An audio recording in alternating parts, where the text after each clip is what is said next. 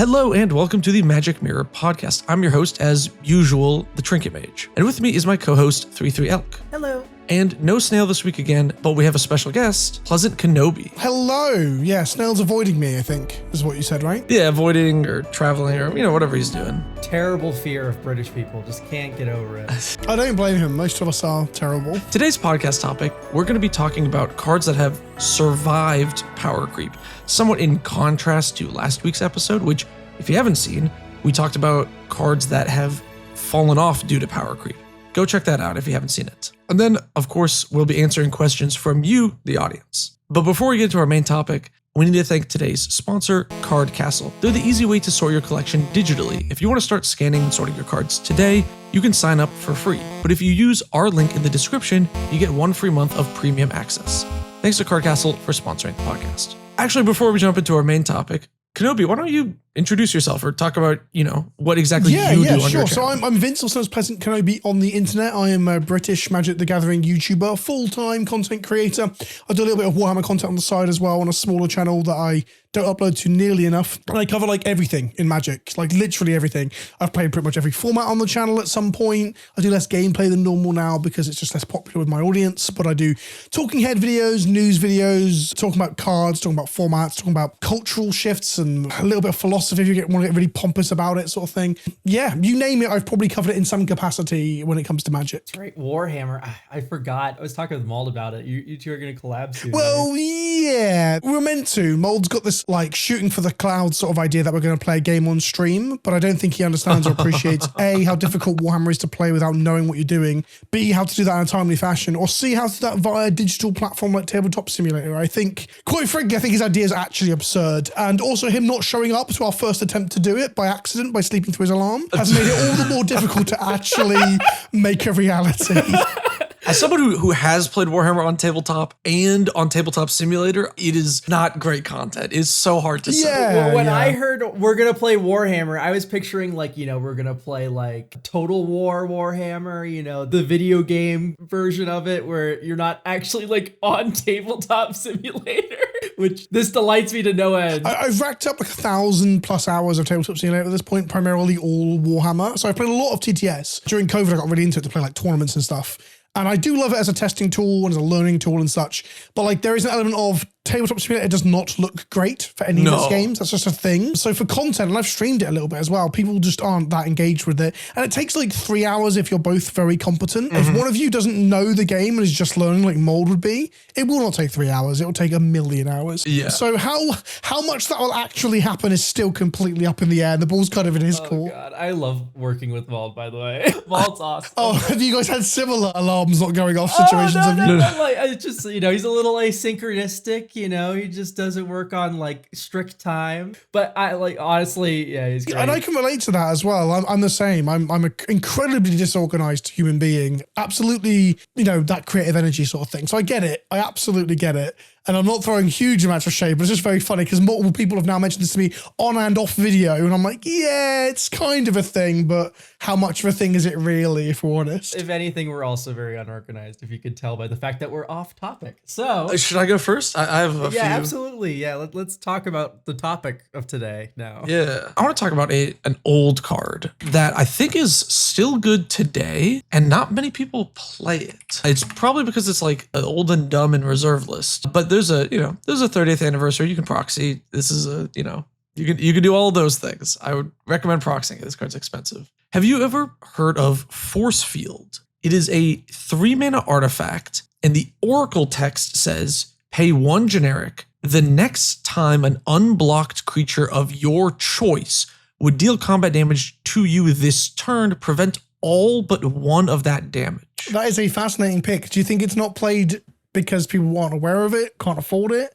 Or is it outclassed by something else? That's normally the question to ask, right? I think it's maybe a little bit of all 3 of those. So it's not the best Pillow Fort card. Moat would be better if you're going to get an expensive reserve list piece. Or Magus of the Moat is honestly not that bad because it just stops attacking. But I think this card is interesting because the way it's worded, it doesn't have the word target in the Oracle text at all. So it works on Shroud and Hexproof threats. And I don't know, every time I play it, it's like better than I think it is. You're going to get headshot by an unstoppable slasher, and it's going to be the worst feeling in the world. That one unblocked damage is still going to get through, and your life total is going to be halved. It's going to be awesome. So that's the weird thing, is it doesn't stop like actual combat damage triggers. It is like strictly a damage preventing kind of thing. And it's only good against like huge lumbering targets, right? Like if someone has got 15 squirrels or even 15 tutus, you're still only halving the damage, and per one, it's 1 mana. So like it's almost like it's like a propaganda, but instead of asking the opposing player to pay for it, you have to pay for it.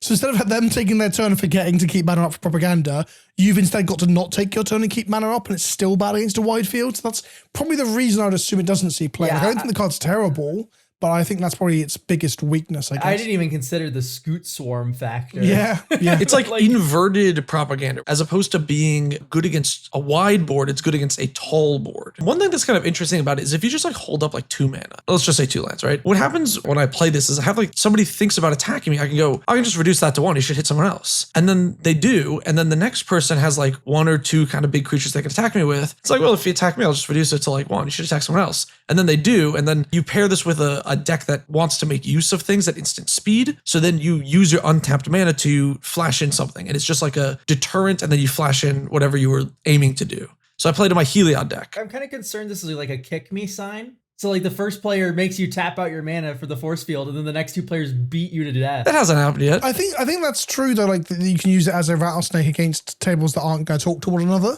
Because like the moment someone starts playing that sort of thing at the table with me, I'm going to be explaining to the rest of the table that one of us has to make them use their mana so the other's going to hit them. And then again, that speaks to the idea of like, it's the opposite of a propaganda where you have to keep your mana up. But I much prefer cards that make my opponents have to do the negative thing, not me. But like you said, at instant speed, if you've got my other mana dumps and instant speed interaction and stuff, it's good to keep those things up with it. And it does have its upsides. The reason it sees less play, I think, is because if you're in the colors where you can get it, a propaganda, ghostly prison, or similar sphere of safety effect just does this, but in a way that upsets the opponent, not you. It is artifact though, it is mud, so you can play it anything. You can play it in colorless decks. You can combo this with Urza's Armor, and that's powerful. I'm joking, of course. Urza's Armor is a 6 mana artifact. If a source would deal damage to you, prevent 1 of that damage. So you can pay 1, prevent all but 1 of the damage, and then Urza's Armor prevents the last one. That's true. It's kind of a weird card, but it is colorless. So like, yeah, it's 100% worse than Ghostly Prison or Serra Safety. Like all of those cards are like leagues better. I don't know. I've just been testing out where like I've cut Crawl Space, which is a 3 mana Pillow Fort artifact as well for Forcefield. I feel like it's been working better, but I don't know. Maybe that's just the groups I've run into. I think this card does have application. I like the fact that it gets around hexproof. Like I thought for sure this effect would be like targeted, but I guess it's more like a deflecting palm. I'm shocked you've cut it in place of Crawl Space because this like combos with Crawl Space, right? So like when someone's got 1,000 squirrels, they can only attack with 2 of them, and I was only 2 mana to take 2 damage, right? Ooh, that's true. Like surely this is a combo with Crawl Space. Yes. I guess the list I was using it in is my Heliod list, which has Ghostly Prison and Sphere of Safety also in there. And I just didn't have space for 4 Pillow Fort Why don't you cards. just run an Idyllic Tutor? Sure, yeah, of course. So your cut was Crawl Space, bless it. Yeah. Wait, what'd you say, Alec? Why don't you just run an Idyllic Tutor? I do have an Idyllic Tutor. Do you have a Moonbless Cleric? So you're playing Idyllic Shooter. That's the question then. So then what do you grab? Do you grab Ghostly Prison or do you grab this? Yeah, Idyllic can't grab this. You're thinking of a Lightened Tutor. Oh, sorry, Idyllic Shooter. Sorry, yeah, I'm thinking Lightened Shooter. Okay. That's also in the deck. Idyllic Tutor and Enlightened Tutor. I don't know. A lot of times I go for Endless Horizons and all basic planes. And then I have Goblin Charbelcher. Yeah, it's a Belcher deck. I forgot about that. It's a Belcher deck, yeah. So in your Pillow Fort deck, you're using your tutor to go and get part of your instant kill combo. Is that correct? I mean, it depends on the situation, I guess. I mean, that's the point of a tutor, right? Is you get the... Yes, no, of course. I was like, oh, the Pillow Fort deck, let's figure out which one of these things does the tutor go for? And that gives us a really indication of like which one's pulling the most weight. And you're like, well, I just get that card that insta-kills someone. I'm like, oh, okay. So the deck is like very good at messing with creatures. So I don't need to search for the Pillow Fort effects very often. Sure. No, I'm looking at this list. I have Norn's Annex as well. I don't know. This is like a... Norn's Annex. I didn't come into this just to disagree with you, by the way, but I'm just sat here. No. Now you've mentioned Crawl Space. I'm like, hang on. Crawl Space. So they can only attack with 2 creatures. I have 2 white spirits from some sort of token generating effect. I can block them. Or I can have Forcefield in play, they can swing with their entire army, and I have to pay 1 mana per integer of damage to reduce it to 1. I'm like, I'm going to slam a jam crawl space every day of the week. Exactly. You know, so this is, which by the way, you can disagree with me completely in this podcast. That's totally fine. Because we don't know each other that well, so I was like, first time hanging out, first time making content, fuck you, you're wrong, you know? Actually, this kind of speaks to the type of deck that I'm playing it in, whereas my Heliod deck is, you know, I often have an indestructible chump blocker with my commander in play because it's Heliod, God of the Sun, right? And then the deck plays like a higher than average amount of wraths. My big problem, I guess, is, you know, threats that like have a lot of keywords. Like if they have a big, like indestructible, unblockable, hexproof Voltron threat is way scarier to me than like average random dudes because my commander makes chump blockers. I can chump block for forever. Doesn't matter in the deck. My friend's unsleeved odd deck would destroy it. Yeah, exactly. I mean, this deck is abysmally slow. So like, I've seen it in action. We were the first 2 to die when we played. Yeah, we lost. Yeah, you know, it's not a good deck. I have to clarify. My Heliod Drago control mono white deck is not a good pile of cards, but it is a pile of cards. But you are playing Forcefield, and you're arguing Forcefield is a good card. But I'm playing Forcefield. Yes, so I played Forcefield in like a few other like random lists as well. It just happens to be in this deck right now. I had like a Sultai control list, things that will play at instant speed. I don't know. I've had good success with it is the thing. Is like all the things you're saying are 100% correct. Yet the amount of times I've been able to redirect chip damage for like a very low mana cost, like holding up 1 or 2 mana, has been like really efficient. All right. Well, enough boring people to death with Forcefield. I want to hear Pleasant's first choice. You want my first choice? Yeah. Sure. Okay. Well, what we'll do is we'll go with one of my choices from when I thought the topic was something else. Okay? Yeah. So here's an interesting one. So I'm going to pick out Sharuum the Hegemon. Right? Oh. Hell yeah. Because as a commander, she's been power crept in the sense that she's just expensive. She's 6 mana, so a lot of people don't like wanting to play with 6 mana commanders. However, there is no other commander in the game that does what she does as efficiently, as cleanly, or at all. So I went digging. Through commanders that ETB and resurrect a creature or an artifact. In the case of Sharuum, it's artifact, right? It's a rare thing. It's a really rare thing. You got like Bladewing the Risen does it for just dragons. You've got end of turn triggers. You've got upkeep triggers. You've got pay mana, sack a thing triggers. But Sharuum is the absolute only one that just enters the battlefield, resurrects a thing. Now, that's interesting for loads of reasons, for the way it interacts with like flicker effects and similar, to get like multiple triggers in a turn without having to jump through hoops, pay mana, or go to combat. But of course, ultimately, the reality is what it does is it leads to just like infinite combos out of the graveyard where people kill people with like Gravestorm and Disciple of the Vault and such. Like I'm aware of that Sharuum is a combo engine commander, absolutely. Yeah. But it's one of my favorite commanders of all time that still to this day I just don't believe has been truly power crept, because what she does is so truly unique, because Wizards of the Coast are very scared to print such clean reanimation or refurbish effects on commanders or legendaries because of, well, you get Sharuums, right? So yeah, that's my pick for a legendary that you can go in the 99 if you want, because again, quite a unique effect on a legendary creature that you can shoot it for, but also incredibly unique in the command zone. Snail, who has a Sharuum deck, he has a Sharuum Astral Slide. Yes, I think I'm aware of that. Yeah, that's a very good engine / synergy like package to have with her, is to flicker her. So that sounds amazing. Big fan of Astral Slide. Fun, that deck. Although it sounds like a pain in the ass to play. Does Snail combo kill with her? Does he do the classic combos? Oh, no. The closest that deck gets to a combo kill is there's Sphinx Magistrate. What's the name of the card? It sets an opponent's life. Or it sets Magister Sphinx. Yeah, Magistrate Sphinx sets a player's life to 10. Usually an opponent. I have reset my life to 10 when I'm below it many a time with that card in Sharuum and other decks. Yeah. For those that don't know, the classic combo with Sharuum, for people who are listening who are like this commander from pre-2011 that I'm talking about, she ETBs and triggers and resurrects an artifact from the graveyard. So you choose a Sculpting Steel or a Phyrexian Metamorph, or anything that can copy her, that enters as a copy of her, puts another trigger on the stack targeting something, and there's a state-based action kills Sharuum. Now, I believe the state-based action happens before you can put the trigger on the stack, so you can target her again to create the loop. And then if you have anything like a Blood Artist in play, you kill them. Disciple of the Vault was the famous Blood Artist that was very powerful back in the day and in Standard, and since that's been power crept, if you will. And then the other one is there's a Storm card called Bitter Ordeal, which allows you to, it's got Grave Storm, so it storms for the number of cards that have entered the graveyard this turn. So if you loop Sharuum 400 times and then cast Bitter Ordeal, you target a player and exile a card from their library by searching. But if you've Grave Stormed infinitely, you can exile everybody's libraries past the turn and win. They're like the two famous Sharuum combos, which is a shame because she's so unique, but she just often defaults to these two combo kills that are really boring by comparison. I prefer her as a value commander because I love a bit of value pile, you know? Yeah. I honestly think she's been power crept by Duretti, Scrap Savant. Duretti's fine. It's just you have to trash for treasure with Duretti.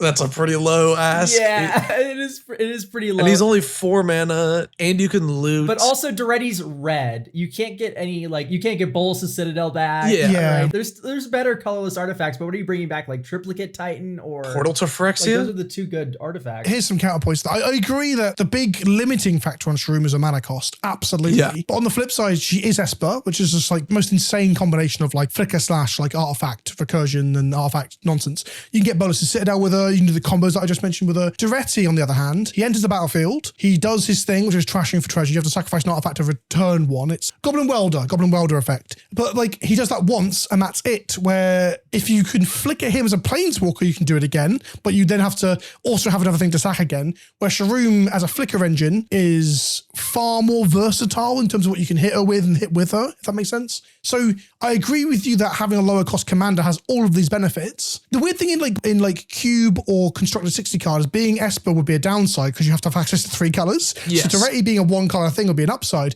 In Commander, that's like literally the opposite, right? Because having access to 3 colors is like a bonus. It's just a weird way of looking at power creep and scaling in like Commander versus other formats. So I agree, Duretti is cheaper, but I think like Sharuum opens up so many options from both her creature type, the nature of her trigger, and then just having access to like 3 of the 5 colors of Magic. All colors of Magic are good, but The Sphinx creature type? sorry, not creature type. Sorry, I might have misspoken. I mean, being a artifact and a creature it gives you access to like a million things to recur her out of the graveyard. Like I said, the combo itself is copying her to recur herself off of her own trigger, which is a thing that Duretti definitely cannot do unless you have to go through insane hoops to do it. And I don't think Microsoft Lattice even affects things being artifacts in graveyards. I don't think you could copy Duretti, get back Duretti. I don't think you can do that. No, I think the higher power things to do with Duretti aren't combos. I think it's like stacks because he's a planeswalker. Yeah, exactly. So kind of weirdly, they exist on the same axis, but then they're like quite far apart in terms of the things you can actually do with them. Yeah. I'm not saying Duretti is bad, by the way. Duretti is very, very good, but I don't think he's explicitly power crept Sharuum because my argument is she's so unique. Like nothing even comes close to doing what she does with artifacts, let alone even just generally with permanence in the command zone. Yeah, I mean, ETB reanimation is a pretty rare effect in general. Yeah.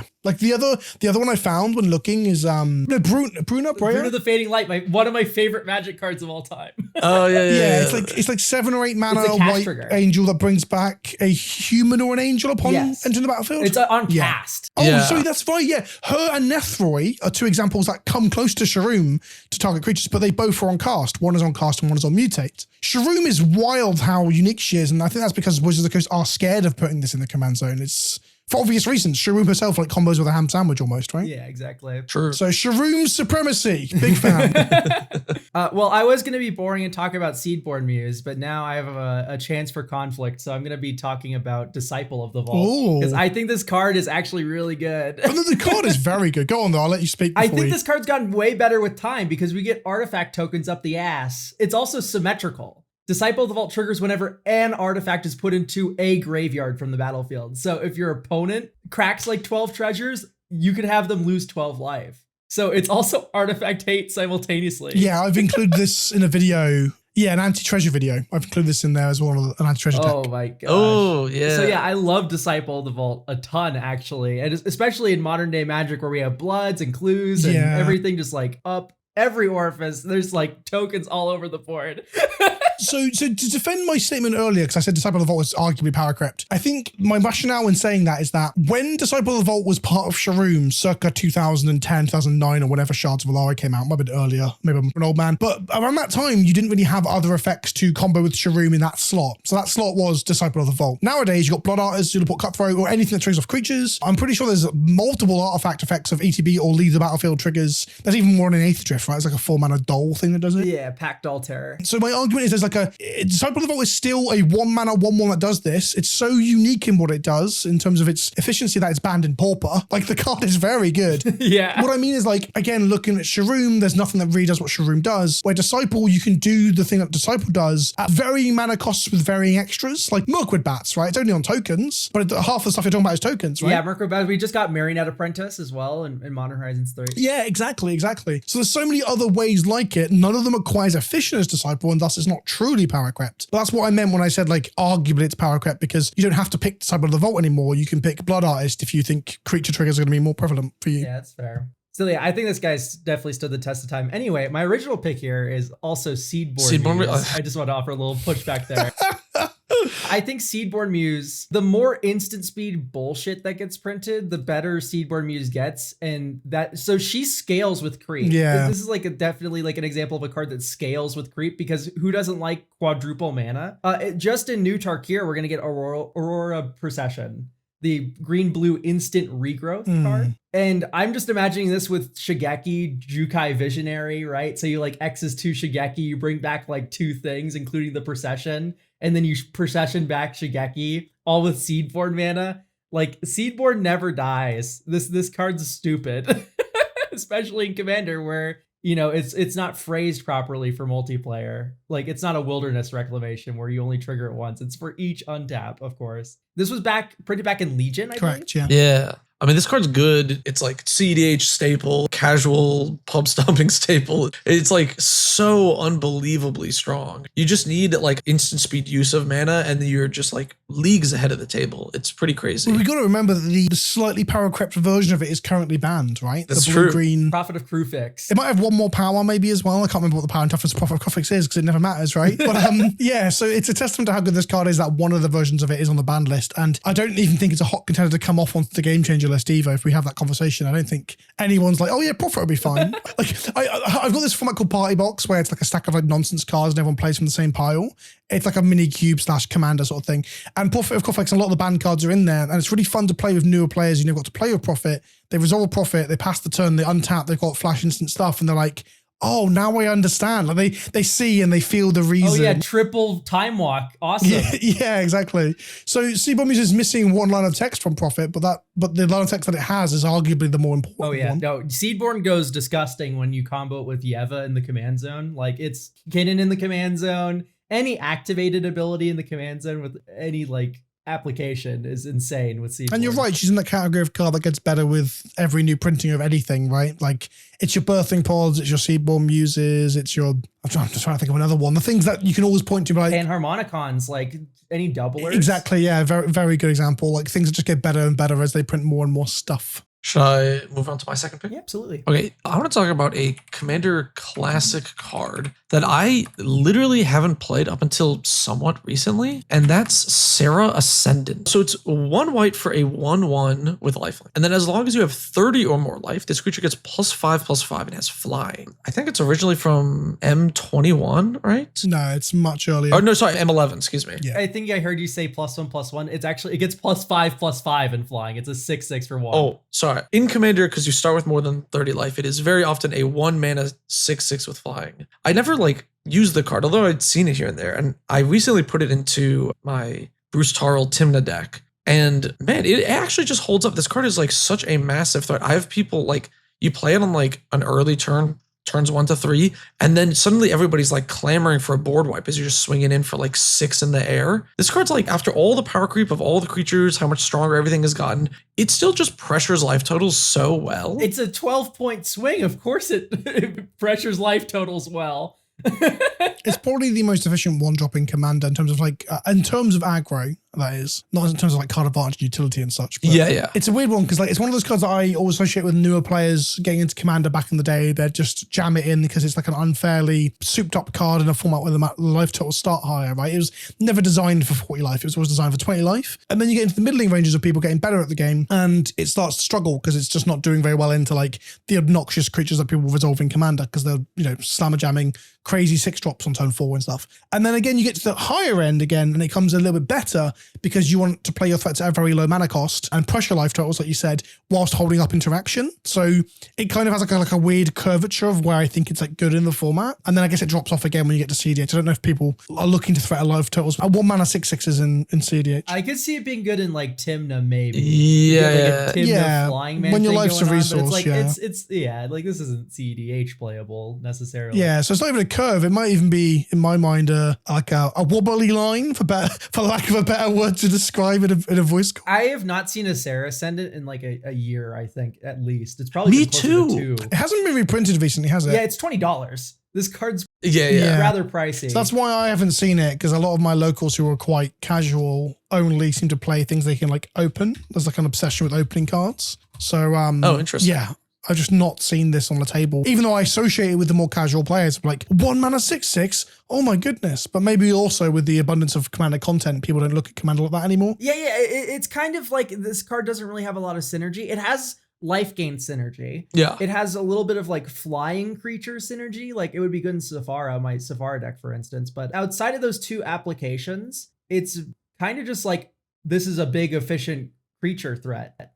Like it's I hadn't thought about this card in like maybe the best part of half a decade until literally this week when I was building a mono white cube and I was looking for like really unique 1-drops to support different archetypes. I was like, oh, that's it. What about the Soul Sister payoff where it's a 1 mana 6/6? That's great. So it's weird that card has come up in my life twice this week when having not thought about it for a long, long time. Yeah, I like it I'm just playing like a straight Mardu aggro list, and it's great with Tymna because I draw cards, and it's great with Bruce Tarl because I can give a double strike and it hits for 12 in there. And the whole deck is just, I'm playing like Slicer and like Bloodletter of Aklizots and, goofy cards like that. goofy. Yeah, we can call those cards goofy for sure. I guess it's goofy for Commander, right? Because like this deck is playing like Ishimaru, Hound of Konda. Like I'm just playing like all these like 1-drop like aggressive creatures. I need more 1-drops in the deck. I need to lower the curve. Sounds like a dual Commander deck more so than a multiplayer one. It basically is, yeah. It's not, in my testing, it's not that good because I need more cards like Slicer. I need more cards like Slicer and Alexios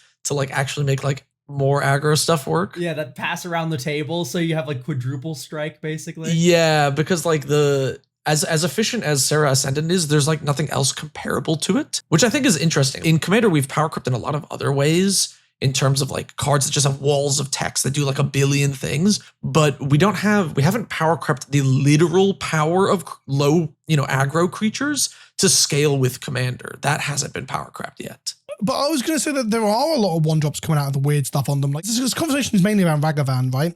Was Ragavan designed exclusively with Modern in mind, or was it part of the conversation around whether or not a legendary with all this text on it could do something in the Commander space, right? Yeah. And I think that's still up for debate. I feel like I've done a video on this, and maybe there's a quote somewhere that I've used where someone from Wizards said it was designed for one or the other, but I'm still not convinced. I think that's probably the example of it where they've tried to make a 1-drop that fits both categories, and then it is just like pushed. And like you said, it's novel in two ways. It's novel in what it does, and it's novel because it's a novel, like it's so much text, right? Yeah. So Ragavan's probably the example of that, perhaps. It's awesome that Ragavan is like kind of stone cold and playable at the moment. It's what a modern format we're in. Yeah, indeed. Like it's Modern's a weird format all the time, right? Yeah. But yeah, because Ragavan is banned in Legacy, I believe. Yeah, I think so. It is. It's been a hot minute since we've talked about this. Jeez, I've not played much Legacy in a while. Expressive iterations banned in Legacy.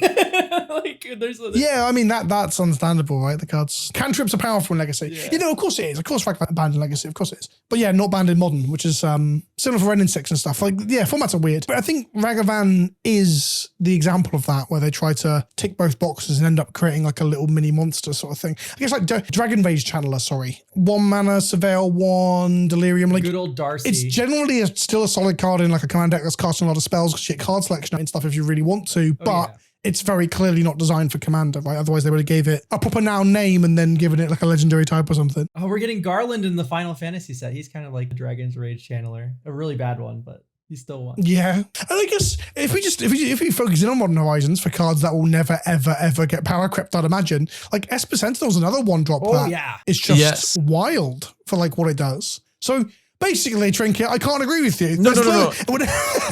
When I was saying that the 1-drops haven't been power crept in terms of power, I meant literal power, like the stat power, number of like big number. Like aggro, like stat bomb kind of power. Yes, like damage specifically. Ragavan has player death touch. Like that guy hits you and they scoop. It's awesome. Yeah, if you put it on the stack in Brawl on Arena, people scoop. It's pretty fun. Just put it in the command zone. People they can scoop if it's in your command zone. Yeah.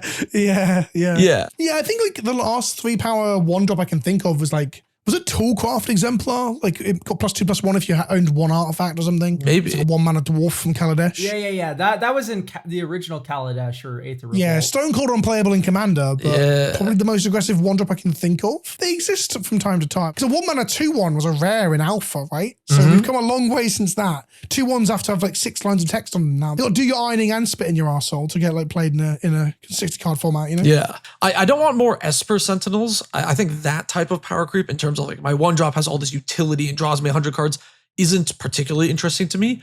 I want like a 1-drop that has like Slicer's text box. That I think I would die. I would run just like only removal the deck if I ever saw that card. It's funny because like designing Magic requires the designers to spin so many plates. Like you're saying you want a more aggressive 1-drop. That might be worse for 60-card formats than Esper Sentinel. Esper Sentinel is playable in 60-card formats, but like, you know, the problem is often like if you can get aggro decks out of control, the current conversation standard right now is a 1-mana +3/+3 and trample or whatever, isn't it? Like it's interesting. So like you're saying you want a slicer 1-drop, and I'm like, depending on how they build it, it could just be absolutely brutal for current standard or wherever they print it, you know? It's a funny old game. The beauty of the Slicer text is if it's 1v1, you don't want to pass it to your opponent. Yeah, exactly. So Slicer gets passed around between players. Yeah. Oh, you mean specifically just the moving around thing? Yeah, exactly. Yeah. No, that's what I want more. I want more of that. What I'm learning with playing this like strict aggro deck, Slicer and Alexios are crazy Magic cards in Commander because they're like the only thing that's like a real aggressive like clock. There's nothing comparable to them. So I want like that type of effect. Not that I want like a 1-mana double strike that gets bigger every single turn. Or if I did, I would want it to... Yeah, that makes sense. Like, I think you'll see more of that space, right? I think that's something that Wizards do want to explore more. Yeah. 2 in the Warhammer decks, there was Karn. It's not quite the same. Karn trades owners and draws 1-player cards, and then goes to the player to be like a 5/1 or whatever. Like Karn, the trade secrets, the betrayer. Yeah. And then there's like an armored suit. Was that in the Warhammer decks? That like is the Terminator armor. You put it on a creature and it makes them attack each turn. Oh, Assault Suit. That wasn't originally printed in Warhammer, but it was reprinted, I think. Oh, it is a reprint of the old Assault Suit. I couldn't remember. Yeah, if it's just Assault Suit, the new right? version of it. But I think we'll see more of those effects. Like you said, it's a very good point. It's a way of them creating stuff that are good in Commander that doesn't absolutely like flip the table in an older format. Yeah. The original was Tangarth, but he kind of blows, doesn't he? Tangarth sucks. That's a name I haven't heard in a long time. He even got a card in the latest Dominator that was bad, wasn't it? Has he never had a good card? I think so. Let's check it out. I don't even know how to spell his name. I'm trying to look. With an HN. Yeah, he did get one in the latest Dominaria. His most recent printing was in 2019. Which was, it's kind of like an Alexios, but he's rather bad. Yeah, he's worse than dying to power creep. He just wasn't good to begin. Yeah, he didn't get a good run 20 years ago. He didn't get a good run 3 years ago either, bless him. He's overdue. Next Horizon set, I'm calling it. Tangarth's going to get a card. It's going to be absolutely bonkers. All right. Pleasantkenobi, do you want to go on your second one? Yeah. I guess the interesting about this topic is that like there are some things that we can just like fire off that just fit this category, but I don't even know if they need that much conversation. Like I was thinking like Plowshares and Path, right? Like they're just very obviously boring picks. Do you guys agree with that? I think Path is like kind of a mid card. I've talked about this before. Yeah, we did. I've actually prefer Path to Plowshares in a lot of my decks. Oh, really? As a hot take. Oh, really? Are you a like, believer in pathing your own stuff? There's a bit of that, but it's more like if we get down to a point in a game where like I need to kill someone and they've got like a huge threat or problem and you draw Plowshares and you're about to give them like 18 more life, it can completely upend the game. So whilst giving someone a land early in the game is great, giving someone a land late in the game can be just like completely like trivial, even if it's like just allowing you to get through and kill someone, right? So I've flopped the other way over time where I start to play more aggressive decks like Valgavoth, the 4-mana one. Nice. I'm like, nah, I'm just gonna, that doesn't play Plowshares as an example. That's a bad example in that case. But like pathing someone is better to keep the clock low so I can hit you with my tokens or my big flyer or whatever. So I'm like kind of the opposite. So that's interesting. For me, the floor of Path is just so much lower than Swords to Plowshares. Giving an opponent a land in exchange for that 1-for-1 interaction as well is just like, I have effectively 1-for-2'd myself in this exchange because of the multiplayer nature of Commander. Like giving a land is a huge downside. I do like the application in like a token deck of like path your own token and you ramp. That's funny. Yeah. I don't see a land as that big a deal at some points in the game. Early on, it absolutely is. But when everyone's got like 9 lands in play, who cares? Yeah. If you're like in the late game top deck war, but at that point, you also have a ton of mana to remove something, right? I'd prefer like a Thraben Charm. Yeah, that's the interesting thing is like, I do buy into the like path is better in casual Commander because you don't need your removal early. You can play it later in the game because, so then the land doesn't matter as much because you played it later in the game. But then in that same vein, it's like, well, if it's later in the game, can I just spend more mana and have more flexible removal? So I don't know. I'm a big fan of more flexible removal, but it also depends on the deck. Yeah, I could see that. I tend to play, I used to always play both by default, like all the time. And now if I'm cutting one, I cut Plowshares over Path. If the deck is aggressive, if my deck is winning through a combo, it doesn't really matter. So then you're back the other way, right? Yeah. Giving them life doesn't matter if you're combo killing them. So it really does depend upon how you plan to kill people as well. Maybe that wasn't as boring as I thought. You might have convinced me to cut swords actually from this. Yeah, no, list. you managed to bring your lukewarm take to the #1 Path of Exile hater. So, but again, yeah, exactly. Your Mardu pile of like double striking 6/6s. Obviously, plowsharing like a what? It's a bad example now because Dockside doesn't exist. But plowsharing the Dockside for 1 life or whatever doesn't matter, right? But if they've got like a Lord of Extinction in play that's like brickwalling you or something, and you're like wearing like a wingsuit, that's a really weird example. But like it's like a 36/36. You're like, I don't really want to plow that. I want to path that. So it very much does still depend. Yeah. So weirdly, maybe playing the 1/1 split of both is still fair, I guess. Yeah, when you said obvious example, I thought you were going to say like Necropotence or something. Yeah, well, yeah, that's another thing as well, I guess. Yeah, if the opponent's using their life total to do crazy things. If they got an Aetherflux Reservoir in play, and you're holding a Plowshares and they're like 41, they got 10. But now we're getting very like weird Christmas land situations where Plowshares is very bad. No. When you said obvious example of cards that have survived power creep, I was just thinking like Necropotence, Cyclonic Rift, like Mana Drain, like these are all like have survived power creep because they're all just broken cards. But they're all the same category, right? Yeah. But they're the same category. Plowshares, Path, Necropotence, Mana Drain, trying to think of other things that just haven't been changed and can't be changed and won't be changed. I guess like arguably Rampant Growth, like will they ever power creep a Rampant Growth? Like, is there a power creeping growth? Is there a 2 mana go get a basic land, put it to play tapped and get bonus stuff? Secure Tri-Belter you can block with. Yeah, but again, it's still different, right? Because it's like they're enough different. One is a creature, one triggers sorcery stuff, one can be treated a different way, yada yada yada. I guess Plowshares, Path, Cultivate, maybe Rampant Growth, Mana Drain are all in the boring camp of this. And then you mentioned like Necro, Aetherflux Reservoir. I don't know. Those are the things that like bonuses. Cultivate did get lightly creeped in Modern Horizons 3. I don't want to say totally creeped because it did get an extra green pip, but we did get the Flare of Cultivation. Oh, true. Is that the same thing? Yeah, is it the same? Is that the same text? It's 1 green. Search your library for 2 basic lands, 1 on the battlefield, tapped, 1 into your hand. The only difference is that there's 1 green pip, or you can also sacrifice, of course, a green creature to cast it for free. Oh, I thought they differed somehow. So there you go. Cultivate did get power crept. So that's not even in the safe, boring category of power creep. Yeah, I actually think Aetherflux might get power crept eventually. When I said it, I was thinking that does seem like the kind of space that they might explore again one day. We'll get like a legendary artifact creature that also has the Aetherflux text. I hope Bolas' Citadel does not get power crept. Please, I beg of you, do not make a stronger version of this card. Get 5 more Citadels, please. No, I would like those. Do you want an example that's more of a card to talk about than bloody Plowshares? Sure, why not? Do you want to be a bit more excited? Yeah, sure. Okay, so absolute favorite of mine in all of Commander and Magic in general, I've played it in many, many formats, and I still play in Commander multiple decks, is Parallax Wave. Hell. So this card is a truly unique Magic the Gathering card. Is a 4-mana enchantment that has fading 5, not vanishing. That's relevant. We'll come to that in a minute. It says remove a fade counter from Parallax Wave, remove target creature from the game. And when Parallax Wave leaves play, each player returns all cards underneath the Parallax Wave into play. And how fading works is that at the beginning of your upkeep, you must take a fading counter off of it. If you cannot take a fading counter off it, it is destroyed. Unlike vanishing, where it's destroyed upon the last one being taken off. So you still get like a turn of it being in play after the last one comes off. So basically, it's got 1,000,001 applications. So the obvious one is just pinpoint spot removal of creatures along the board over time, over 2 turn cycles, whilst it's also ticking down on your upkeep as well. The other thing you can do with it is stick 5 of your things underneath it, immediately crack it upon your next upkeep, and all 5 things pour out and 5 ETB triggers. Beyond that, you can flicker it itself. So I play this in Abdul Adrian. So sometimes it will eat Abdul Adrian will come back down, Abdul Adrian will eat the Parallax Wave, and then just the rules of Magic no longer apply. It's a great Magic card. And then you can do other cool things that when you start splashing other colors into the equation, like if you put an Eternal Witness under it, when it pops and the witness falls out, it just puts the wave back in your hand. I can't think of an enchantment targeting refurbish effect like we have with the Sharuum to do that, but you can put it back into hand with the. We've done that 1,000,000 times. Oh, there's a lot of options. I've played this a lot in Vintage Cube. Back to play with an enchantment? There's nothing back to play, but you can put Samwise the Stout-Hearted under it. Yes, yeah, good shout. The card still is in the Vintage Cube list for Modo. It's still in my Vintage Cube list. Like, this card is so good. Yeah, it's still in LSV's Cube. Yeah, it's everywhere. It's still in Vintage Cube. So it's good in Powered Cube. Cube, Vintage Cube. It's good in Commander. It doesn't really seem to play in Legacy or anything like that. The card is so much fun. It's also one of those rattlesnake effects. So if your opponent's got a commander in play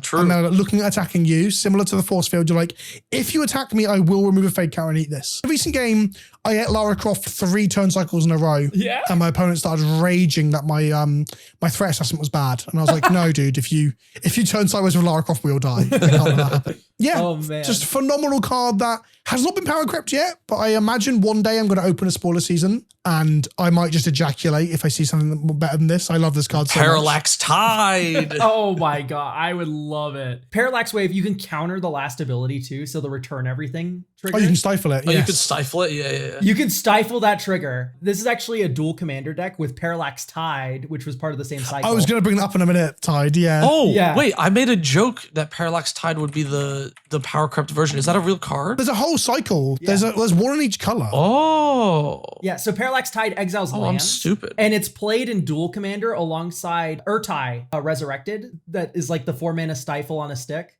And you, in response to the upkeep trigger, you cast your Urtai and you stifle your own trigger, draw a card, and you exiled 5 of your opponent's lands. Amazing. Yeah, Because I was going to bring it up that Tide is the less versatile but far more brutal version of Wave. Also, I was talking complete nonsense. I thought there was a red and green one that was terrible. They just don't exist. yeah. I just looked it up. It was like There's only two a black, blue, and a white one. Yeah. Back in the good old days of Magic, cycles were a lot more lopsided. I guess the Parallax, whatever that is, some sort of like existential event within the canon, was coded to Esper colors as part of the lore. Somebody can comment down below who read the novel for Scourge or whatever. Can perhaps Nemesis, sorry, can tell us. Yeah. Any what the Parallax is. heads in the comments sound off. I have a really funny story with Parallax Wave in Vintage Cube. My opponent was playing like Mardu aggro and had just like a board full. I played Crabomination, which exiles a random card from hand, random card from graveyard, random card from top. And I hit their Parallax Wave off the top.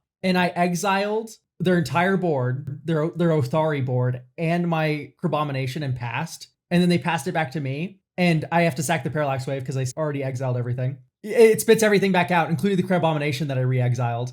And I exiled the Parallax Wave again from their graveyard at random. And repeat this like 4 more turns in a row. I think I hit it 4 turns in a row randomly from their graveyard. I still lost that game, but it was hilarious. That's funny. I've never been so lucky. The card like leads to really good stories, and it also does like 2 very different sides to like what you want in Magic. So in Vintage Cube at least, its normal use is a top end for the white aggro deck to just eat up a board of blockers and slam a jam like in the face. Yeah. But on the flip side, its other mode or like niche is just doing complete ludicrous nonsense. Or like the stuff you're saying with the crab. It's like it's probably the best card. It's one of the best cards in my Abdul Adrian deck, even though that deck like plays the One Ring and Ephemerate and stuff. Like Parallax Wave is the one where I normally just get miles ahead because people can't quite deal with the onboard non-casting stuff. The card is so fun, versatile, and interesting. And one day it will get power crab, but it hasn't been yet. I also have a funny story about Parallax Wave from yesterday when I was talking to some friends about this podcast topic. One of my friends suggested Parallax Wave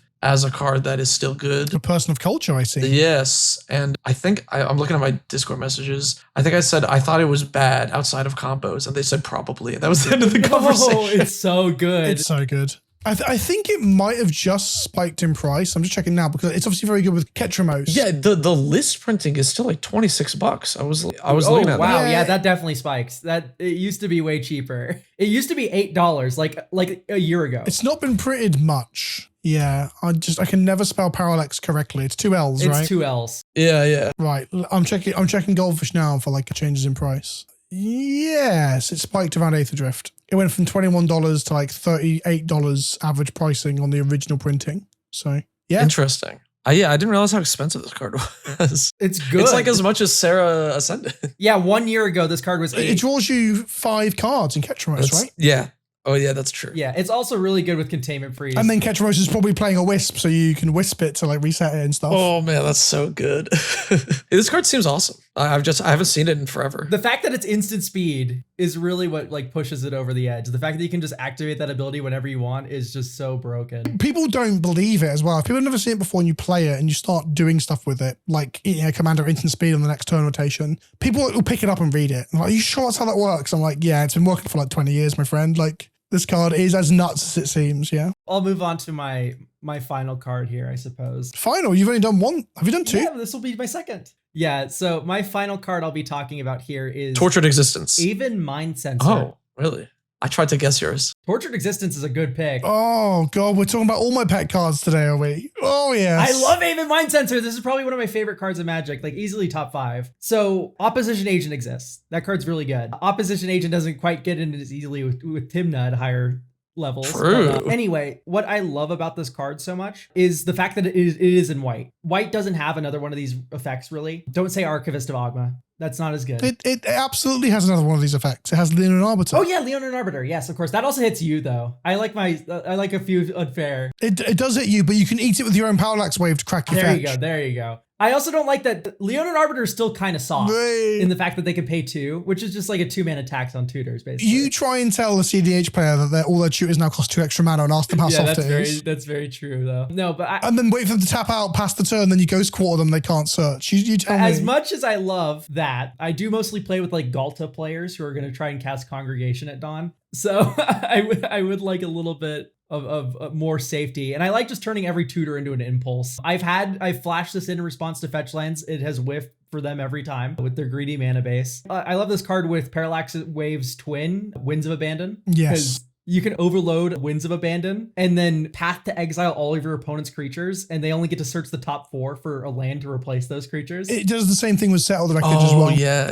Oh, yeah. Oh, yes. That is so funny. Both of those instant speed too. So sometimes you got 7 mana up and a dream. Aven Mindcensor you can combo with Scheming Symmetry. So you look for any card you want, and a target opponent only looks at the top 4 and picks one. It's also pretty good with Field of Ruin as well, and similar effects where you hit a land and then all 3 opponents get to look at the top 4 of the cards that I would try and find a basic where you're like looking for natural basic. Okay, Aven Mindcensor is kind of just the original gotcha creature. It is. Yes. Surprise! It has flash, and your fetch land doesn't work now. Oh, surprise, your Vampiric Tutor is worthless. It is absolutely one of my favorite effects. I love stopping people searching. My joke is that I hate shuffling and waiting, so I play Aven Mindcensors and Leonin Arbiter so other people can't. That's the messed up part about this card is you still shuffle. I play these cards in Modern a lot too. People don't shuffle very thoroughly when they pick up their libraries and don't find something, right? Yeah, absolutely. Oh my god. I just love Aven Mindcensor. The more tutors we get, in fact, we're just getting like a new Green Sun Zenith in Tarkir, the one with Harmonize. Every set we get a tutor. Every set Aven Mindcensor gets better. I guess the argument would be that it got power crept by Opposition Agent. That's the only argument. I mean, they are in different decks and different colors, right? But if you can get both. Yeah, different colors is the main argument. Because they both have flash and they both catch your opponent out, but Opposition Agent creates loads of advantage. Yeah, well, loads of advantage. They don't cast any tutors into it. And isn't Opposition Agent, is it an X1? Oh, yeah, for sure. No, what I mean is on the first one that you flash it into, you get something, right? And then nothing more than then. Also, Aven Mindcensor dies to like a stiff fart because it's a 2-1, which is a 3-2. So I think it has kind of been power crept, sadly. But I still love this effect, and I think I still think it survived it though, for sure. Oh yeah, I love it.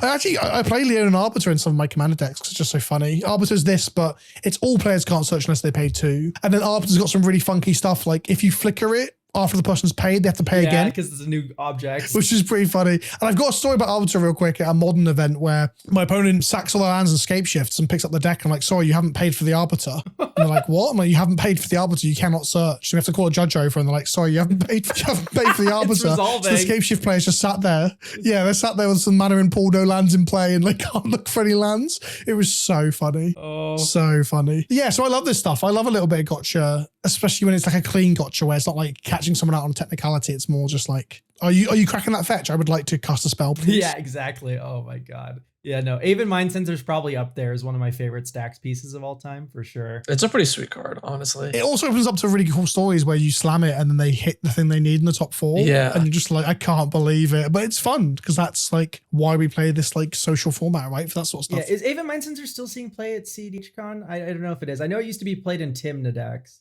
Because just 2-1 flying on top of people can't tutor is pretty great. I don't know. I think it's just worse than Oppo Agent in black decks. I'm trying to think of if there's like a... The problem is all the Sax decks are Tymna decks because like... Yeah, of course. There's got to be an argument to playing both though, right? For some redundancy. Yeah, maybe. Yeah, exactly. Yeah, I run it in my Hate Bears deck.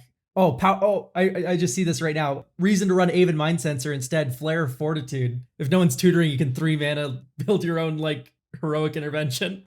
There's more fringe stuff too. Like it's a bird, right? And it's a wizard, so you can wizard cycle for it. And it being a bird means it triggers that like the weird Restoration Angel swan thing from Bloom Burrow. So yeah. Does that swan flicker Does that flicker Parallax Wave? Flickers creatures without flying. Oh, okay. So you can't cast Aven Mindcensor, use your Swan to flicker your wave, because that would be just like nonsense, that would work, because it triggers whenever it or another creature with flying enters, I'm pretty sure. But what does it target? What's the Swan called? Salvation Swan. Salvation Swan. What does it target? I'm looking now. It targets a creature without flying. Yeah, okay, no, it is whenever another bird enters. I'm mistaken. Whenever this creature or another bird enters, exile to one target creature you control without flying. That's what I'm remembering, that second part. Oh my goodness. Okay, so what happens is they go to crack their fetch, you flash in your Aven Mindcensor, they can't search, and then you trigger Salvation Swarm and you flicker one of their creatures out to the end of turn as well. Oh, it's you control, sorry. Oh, no, it's over. No. It's over. You can only rebuy your Pyro ETV, the horror. You can only flicker your Flicker Wisp to flicker your Parallax Wave, which is just out your Salvation Swan, and nobody knows which direction is up anymore. This is too much flickering even for me. We should probably move on to Beseech the Mirror. I just remembered Elvir of the Wild Court is a stacked siege deck that plays Aven Mindcensor and can't play opposition agents. So it still sees play. Have you been looking for a CEDH deck that runs Aven Mindcensor this whole Yeah, I'm time? just scrolling up and down EDH top 16. I was like, I feel like I saw it at an event. I played a bit of Elvira the Wild Court CDH on Modo a little while That back. deck is awesome. I love me some Hate Bears. Yeah, it's fun. I dislike the chess clock of Modo, though. It's very hard to actually have conversations with people when you've got 20 minutes to play, but sadly. Yeah. Let's move on to the Beseech the Mirror section. This is where you can ask us for questions. Just put mirror in your comments to help us find it. Endor Arvin asks, Mirror, I sacrifice a large cheese pizza I brought to the party to ask, what is a good game-ending card in red specifically that is not Insurrection? Oh, I was going to say Insurrection. Terrible. I love Insurrection. Good Magic card.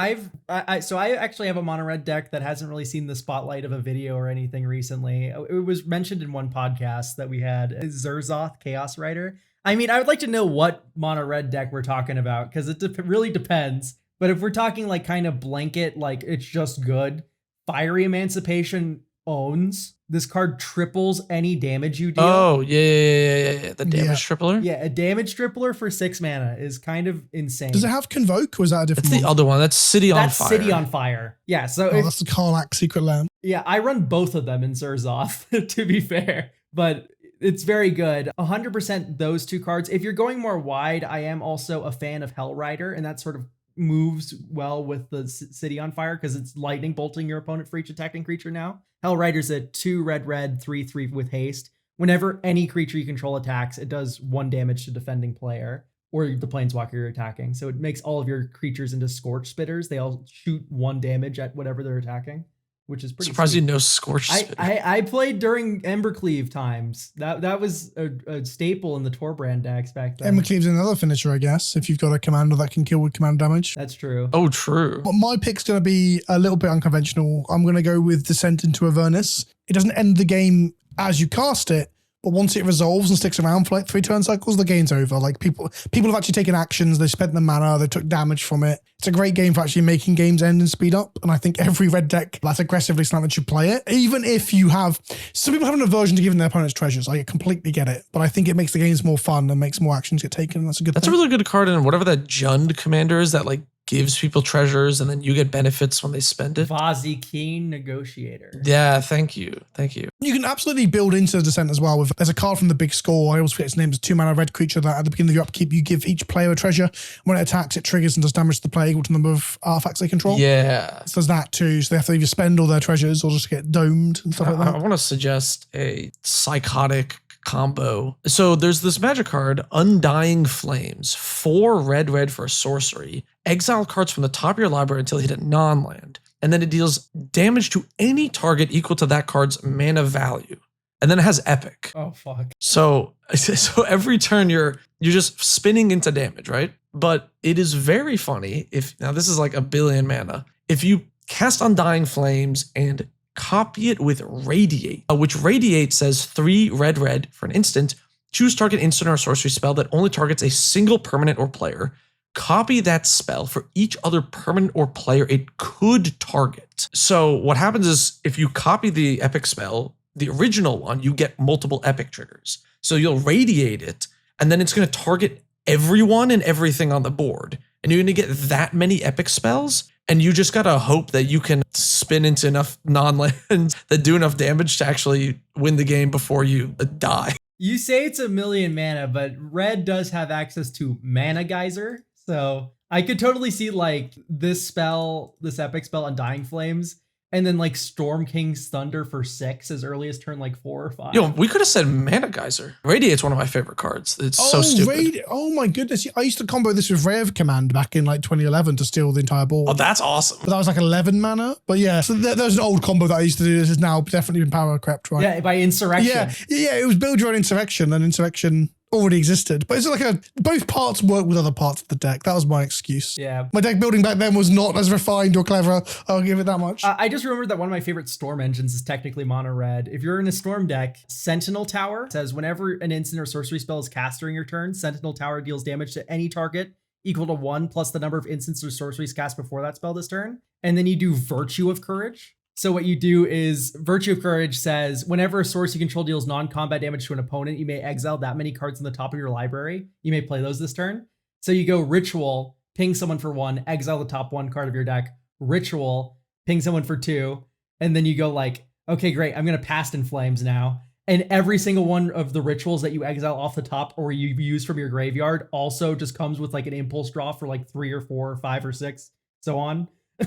So you just end up storm killing the table. This counts for a red game finisher. This is pretty sweet. I've actually added Sentinel Tower to my Rube Goldberg Machine Cube, which is designed to let people take as many game actions as possible without combat being the focus.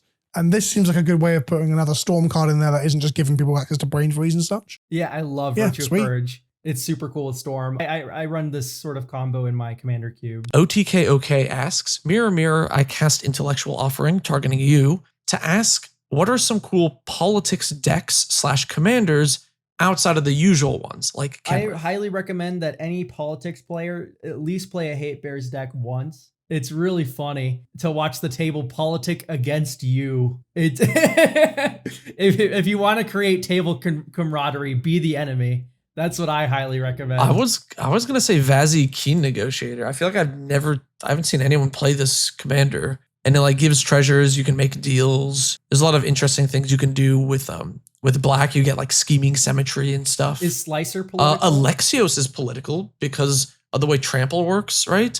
You can choose to not spill over the damage. Oh, that's clever. Yeah, my serious answer, of course, is my federally mandated mentioning of Farrakha once per episode. Farrakha can give opponents snakes, which they can use to block attackers and stuff, and it's really funny to do that. I'm really struck. Like the most political deck I've played in recent time is probably Valgavoth, because they play a lot of like, why is that even political? Wasn't there? There's a lot of choice cards in there, but often the choices aren't very good for the opponents. And I was also thinking about like some of the villainous choice options from Doctor Who. I really like Missy and Davros, but like Missy's one is something like the opponent faces a choice to take 1 damage from each artifact you control, or you draw a card and chaos ensues if you're playing plane chase. But the point is, basically, you just get to draw a card every turn if you've got like more than 3 treasures in play, right? Right. So it's not again, it's still not a choice. So these are like, I keep thinking of decks that are all not truly this is like political. saying, Skullcrack is political. Yeah, I mean, yeah, exactly. I would probably, I'm going to try and go unconventional again, like a proper hipster, but maybe the commander isn't the important one, but it's the rest of the deck choice. So like something that I've been trying to encourage players to do is put a lot of cards that have villainous choice, will of the council, the other conspiracy mechanic I can never remember the name of, all these things where people vote and make choices. And then also encourage the table, the black removal spell from Valgavoth as well, that makes you go around the table voting, I think. And then when you cast the spells, you remind the table that they can converse before they cast their votes and make their decisions.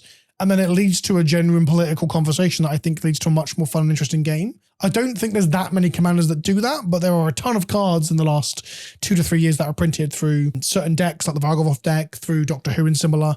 So that's probably my pick, which doesn't really give you a commander, but maybe pick a commander you like that does something. Also, people eye political commanders with a little bit of suspicion, don't they? Sometimes you sit down and some players just like, their psych profile is they do not trust people who say they're playing group hug, group slug, or political, right? Flower, you're dying first. You're the first player I'm killing. You're this player. You're the one who has trust issues. So yeah, I think the card choices are more important, if that makes sense. Yeah, actually, I've been playing Hunted Horror as of late. It's a black for 7/7 with a trample, but then when it enters, target opponent gets 2 3/3 green centaurs with protection from black. Yeah. I am also playing this in the deck at the moment. Yeah, and I just make a deal, and I'm like, hey, if I give you 2 3/3s with pro black, will you agree to just not attack me with them? You see this And guy? they're like, We're okay. gonna kill him. Yeah, you can essentially goad the 2 centaurs to a Yeah, conversation. exactly. And then it's like, I mean, what's that? 13 power for 2 mana. It's huge. Yeah, what deck are My you playing? Timna in? Bruce Tarl deck, so I can give a double strike that and one. lifelink with Bruce Tarl. I'm playing in Captain Nagathrod, so it's like a 7/7 that when it hits them, it mills them for 7, and you get to play something out of their bin. And you can make the agreement of like, you've got the centaurs, here's the agreement. If the centaurs die, my Hunter Horror still doesn't attack you. I don't steal your stuff. And they're like, sure. And then you get to hit someone else for the 7/7. Now that you mention it, like black has a lot of these cards, like Kumbaj Witches. I'm a big fan of those. Popper staple.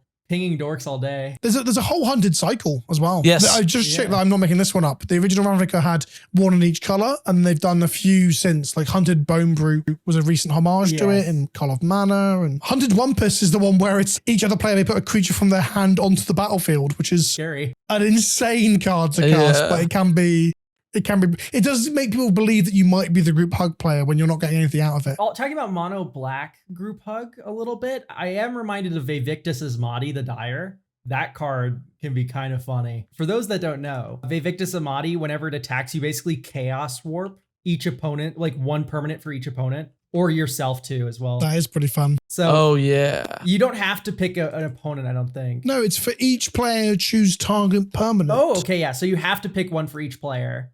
But like you could be like, I'm going to pick your best thing. Hey, we're friends though. I'm going to pick your worst thing and you're going to get to spin something. Have you seen Iwamori of the Open Fist? It's a legendary hunted Wumpus, so you can put it in the command zone. Yeah, that card. It's a 4 mana 5/5 with trample, and then each opponent just put a legendary creature from their hand into play. Yeah. What's the name of the card? I don't think I've ever seen this. Iwamori of the Open Fist. Iwamori. There you go. That's your political commander, but you have to get an agreement for the table that each opponent's legendary creature they put into play cannot attack you. Yeah, There you yeah, go. exactly. You I just will make not deals. attack you with my Ellistorn, I promise. The problem is that if no one's got like a legendary creature in hand, it's just a 4 mana 5/5 with trample. And it's What do you mean? pretty That's dull. crazy stats. Huge. The aggro card. I was Oh my looking gosh, at. yeah. Hang on. In the year of our Lord 2025, that's pretty piss poor stats, my friend. Questing Beast is put to shame. Yeah, that was absurdly good stats in Kamigawa block, in Betrayer of Kamigawa, circa 2009 or whatever. Not anymore, my friend. A 2 mana 2/3 is like an average thing and limited now. It's crazy. Yeah, I think there's a 1 mana 2/3 coming up in the new set, right? Is I there? might have hallucinated. You're the one telling me they haven't power cracked 1-drops, and now you're telling me there's a 1 mana 2/3 limited? What's the Final Fantasy 1-drop guy? Oh, in Final Fantasy. Yeah. Oh, yeah, sorry. I said the new set. I didn't mean